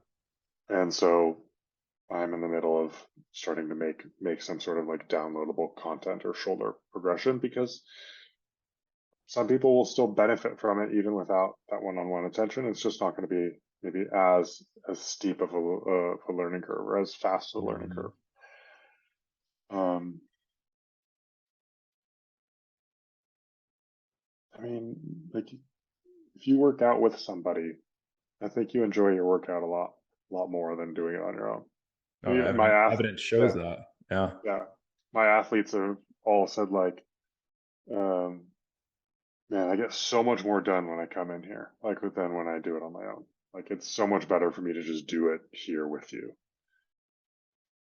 Well, even, I mean, when they do lactate testing, like of track athletes, they will see Hmm. different levels, right, of where people hit lactate threshold, or different effort levels when it's in a group versus by themselves, which is just Oh super yeah, interesting. yeah. Right. Really interesting. There's something else called the social loafing theory, though, where they did it in like tug of war, where it's like a cooperative environment. Where it's in a book called Captain's Class, where like people didn't try as hard because they had other people with them too. So there's counter evidence to that too. But could that not be, that maybe plays into, sparing, caloric sparing, that like you get in a group and now nobody has to work as hard, and that's actually an evolutionary like positive, which is, Yeah, maybe. could be Yeah. really complex stuff. Yeah, it's interesting. And again, all of these, we were talking the other day, I heard Naval Ravikant talk about Agrippa's trilemma, because I always bring up Sashiki Toyoda's 5 whys, that if you ask why 5 times, you usually get to this root cause. And this five's not magic, but you keep asking why. I've Hmm. preached that for years. Hmm. And like I listened to Naval, which much smarter guy than me by a couple multiples. And he was just like, well, no, that's actually not true. He's like, Agrippa's trilemma, Agrippa was a Greek philosopher, would say that you get down to three things: either infinite, basically questioning, right? Like if I conjure the name Austin Einhorn, I have to basically explain the universe if I was talking to somebody that's not from our universe, to get them to Hmm. understand who you are. It's circular.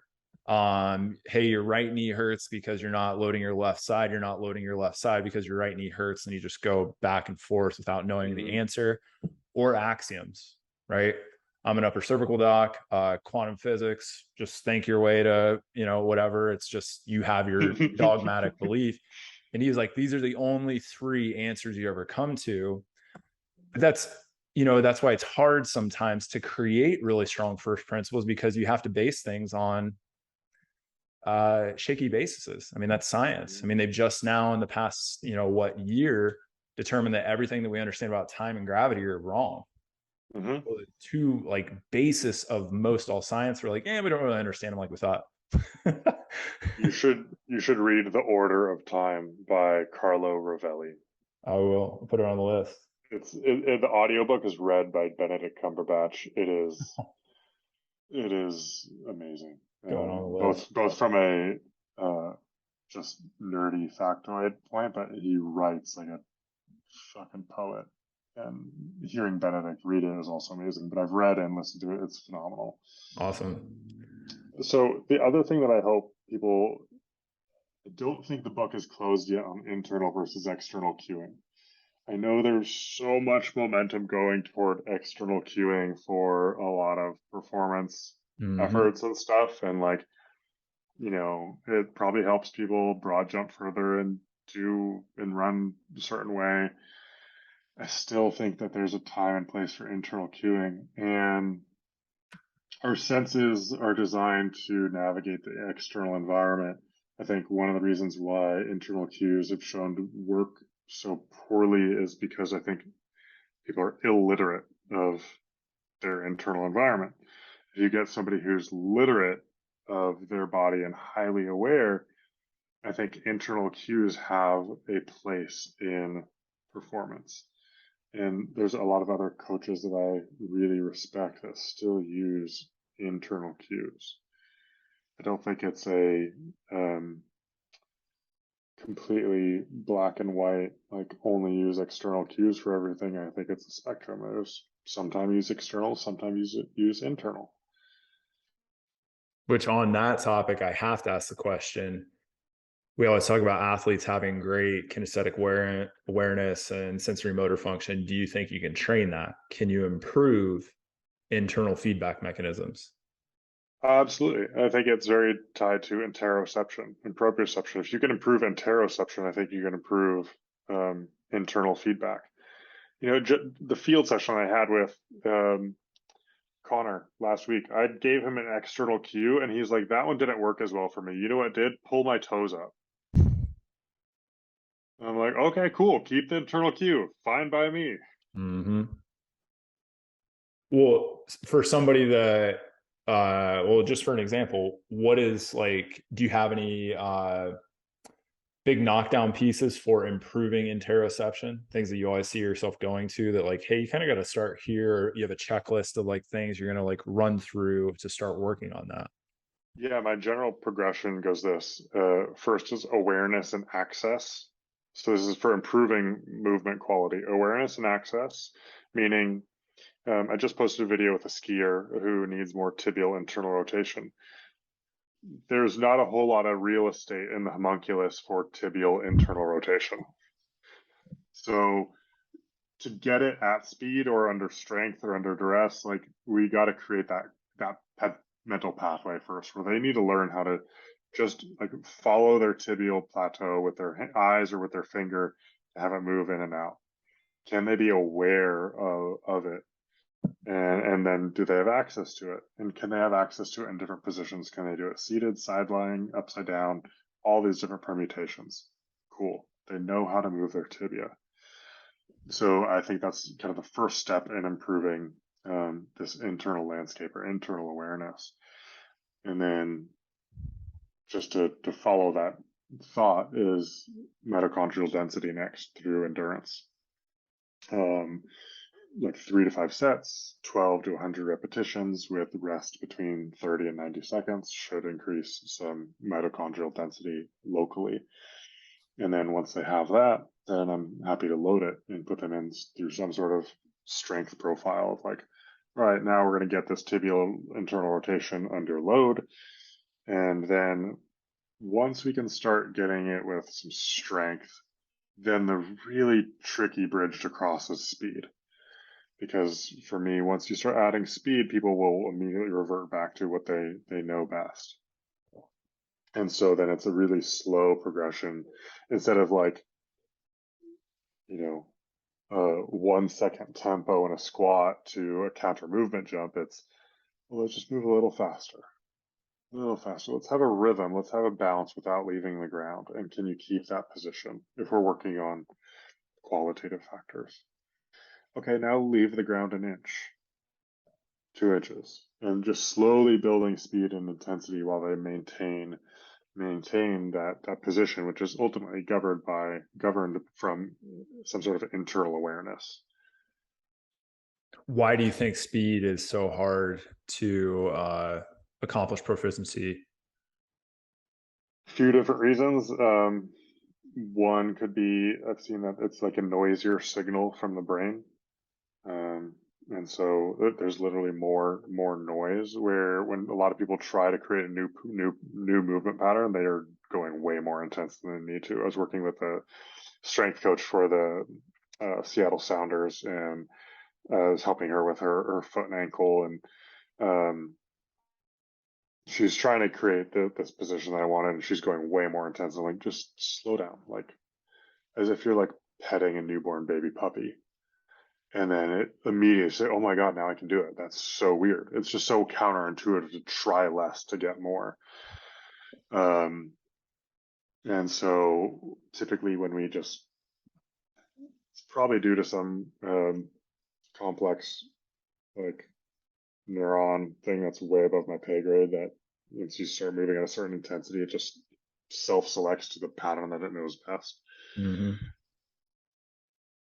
By Tom Michaud, who wrote Human Locomotion, did a lit review, or I wouldn't call it, it's not a traditional literature review. He takes research and breaks them down on concepts, and he brought to my attention for the first time ever that the densest or the most abundant proprioceptors are in slow twitch fibers. Right. So slow twitch fibers are oxidative. So if you have a poor aerobic engine, the thought process becomes that neuromuscular efficiency is shut down by aerobic capacity. So then that's where, when I'm talking with like power athletes, they'll always be like, well, tell me why aerobic capacity is important for throwing a shot one time. Mm-hmm. It's like literally because your capacity to train is affected, which means that you always back out of, the most idealized pattern, like you said, to compensatory or less ideal. And then it's kind of like, well, yeah, that could be a lot of reasons, but just looking at that, it's like you mentioned, soleus for somebody running downhill, not accessing dorsiflexion. Like, well, the capacity thing is that's all slow twitch. 90% of your soleus is slow twitch. So it's a major Mm-hmm. proprioceptive piece of ankle position. It's like, Mm-hmm. then there's these whole things like capacity, feedback, they all feed one another. Yeah. Okay. I just kind of wanted to break down like your thought process on internal awareness. So it kind of gets to speed, and then is skill after that though. So you have awareness and access, mitochondrial density, strength, speed. Does anything change if we're now putting all those into a directed task or goal? Can they try to do skill concurrently with some athletes? Like usually we don't have enough time to make it all neat and tidy and be like, Mm-hmm. okay, we're gonna do this, this, and this. It's like, no, they only have a few weeks off for off season. They're gonna try to learn fast. Like I have a high cognitive demand of my athletes. Like the smarter athletes end up doing like really well because they figured it out quicker. Um, and so I try to do things concurrently, and my expectations are just low. Um, so when I was working with the Irish footballer, Gaelic football player, just one cue at a time. It's not going to be perfect, and we're just going to like again have a little bit lower expectations for what's possible to truly achieve in this off season. We're not going to try to reinvent the wheel. Let's just change one spoke. The other thing that brings me back to being a practitioner, not just a coach, is like receiving coaching as a coach. I think is really important. I was invited for some free session for this like new movement person in town, and she gave me 17 million cues in 17 seconds, and I was just like, oh my God, like I have no idea what to do. Like, how can I do all this stuff? I'm trying to play whack-a-mole with a hundred moles all coming at the same time, and I have one hammer. Like, which one do you want me to hit? And I think that realization of just being coached again as a coach will drastically change how you operate your practice. And you'll start speaking more slowly, more clearly, saying one thing to focus on at a time instead of seven.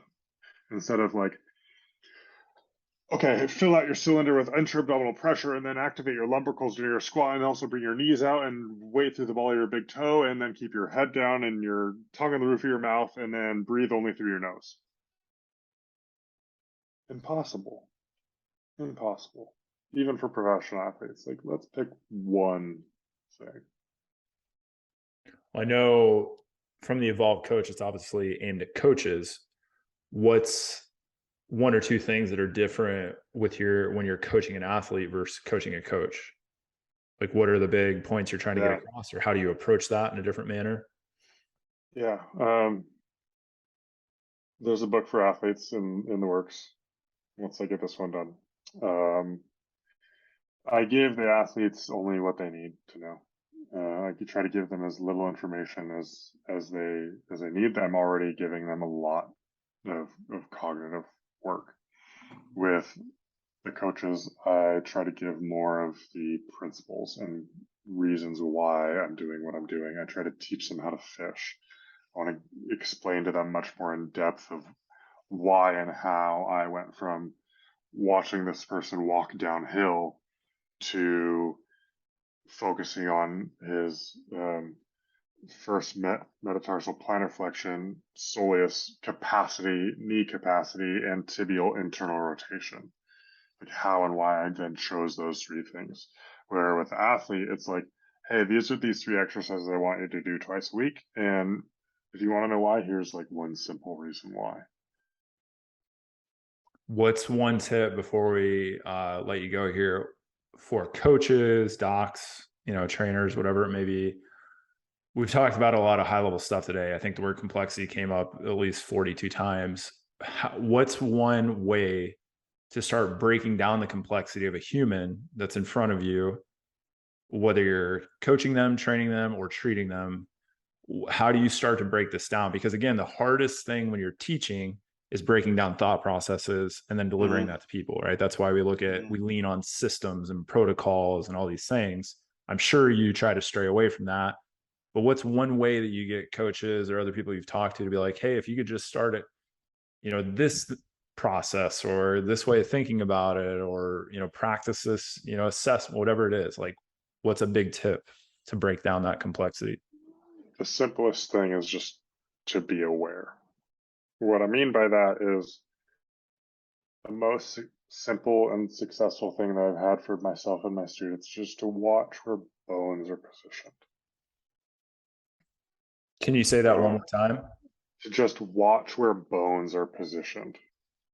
So, for example, someone goes into what they think is plantar flexion and their heel raises a little bit, but their calcaneus doesn't actually plantar flex. There's no wrinkles in the back of the Achilles to indicate that their ankle went in plantar flexion.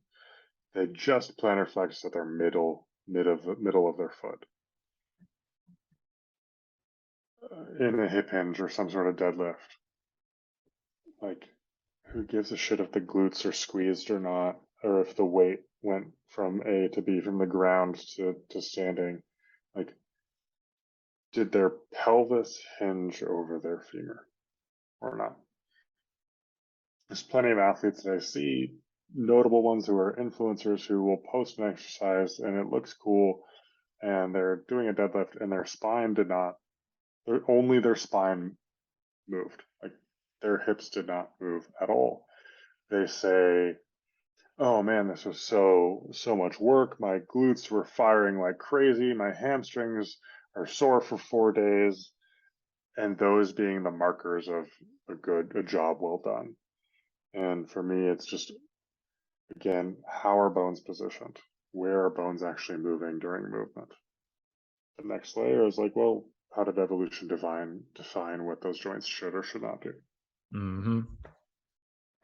So that again gets back to that lens. of determining what are you actually looking for. Yeah. So I see somebody do a chin up. Their palms are supposed to be facing them, but their pinky barely grasps the bar, and they're actually really in more of a neutral grip. They're not really doing a supinated chin up or pull up. Like, where are their bones positioned? Are they pulling up with more internal rotation and a wider elbow on one side than the other? Just that. I'd say the simplest thing is be aware of where bones are actually moving. And then if you were going to get a call from any, just a bunch of athletes today, what do you think would be the recurring thing on the lowest hanging fruit for any athlete out there for any sport? Like, what's one of the most common things you see yourself just going to have like the biggest domino effect? You're like, if you could work on this, a bunch of stuff gets going really well. Hmm.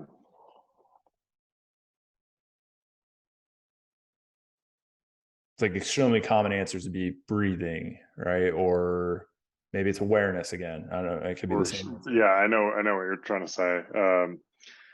I have a few answers. I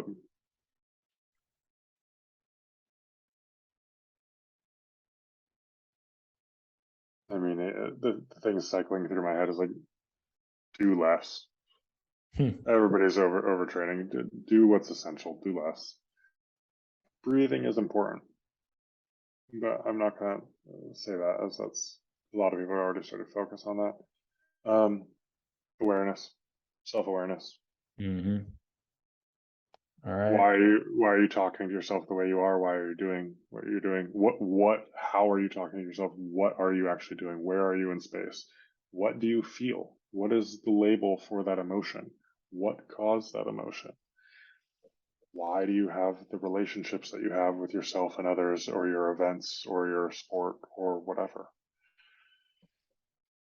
Which we could really get into an entirely different conversation just on the coaching aspect from that standpoint, right? Of how are you, I don't want to use the word managing somebody, but looking at all of what we would call maybe the soft side of things that actually like maybe far more important, as you said earlier in the conversation, to all of the bare bones objective stuff that we're looking to actually change. Mm-hmm. Yeah, I mean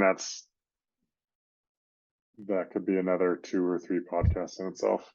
Absolutely. Maybe we'll pick one topic next time and just dive in, because anytime Sure. I start talking to somebody about like evolutionary biology or, anthropological movement study stuff, I mean, yeah, we could just nerd out for hours on that, because it's an endless conversation. B, it's just super interesting to me. So Mm-hmm. on that note, I do want to thank you for having this conversation. I'm sure like any good convo for somebody that listened, it probably brought up more questions than it created answers, which is, I think, a good thing.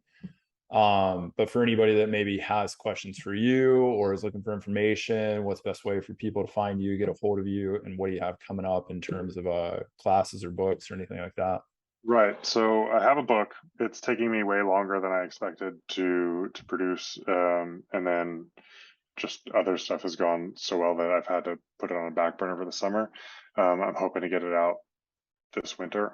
It's called The Evolved Coach. You can sign up to be notified of its release at theevolvedcoach.com.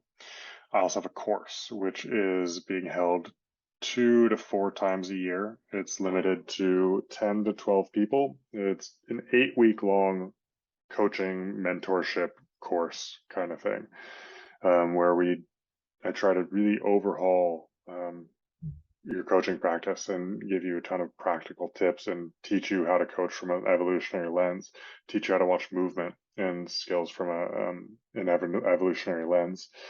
You can find out about that at theevolvedcoach.com/course.